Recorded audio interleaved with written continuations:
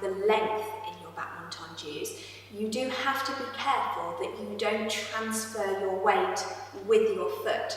For example, if I was doing a battement tendu à la seconde, be really careful that you don't take your weight with your foot in your attempt to try and have a nice lengthened battement tendu.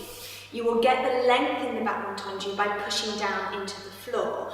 So you need to make sure that you stay adequately placed over your supporting leg as you take the battement tendu. I mean, you can take your hand straight off the bar to check that you are adequately placed. This is exactly the same when you're doing your battement tendu to the front. This is where I see a lot of this happening when I'm teaching students their battement tendus. So make sure that you keep your weight on your supporting leg and you push down into the floor. You can still find the length, but by making sure that your weight is staying over your supporting leg. If you're doing your battement tendus derrière, this is where you can really disturb your postural alignment, especially if you don't lift up in the front of your stomach. So if I stand facing the bar, I'm going to do my battement tendu to the back. Often I see this, so the students really start to sink down into the front of their stomach. I can really feel that in my lower back. So as you're taking your battement tendu derrière, you need to make sure that you continue to lift up in the front of the stomach, as well as rotating the supporting leg. So you keep lifting up, you're still pushing that leg down into the floor to get the length in the battement tendu, but without disturbing the postural alignment, especially in the front of the stomach.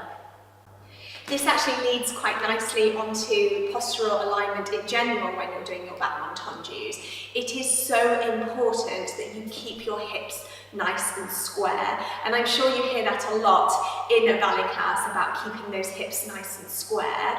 So for example, if you're doing your battement tendu to the front, sometimes you can let the hips swing this way, which is classed as not being very square. As well as thinking about the hips, you can also think about your back muscles, which is why it is so important that your arms are held correctly. So I often tell my students to not just think about keeping their hips square, but also about keeping both sides of their back square as well. And I think this is particularly important if you're doing your battement tendu derrière, because that is the most common place where you see the hips opening out when you do a battement tendu to the back. So making sure that you keep your hips nice and square, making sure that you keep your back muscles nice and square, or thinking about them being even, can really help you to improve your postural alignment in your battement tendus. Thank you for watching. I will be sharing my new video for you next Thursday morning.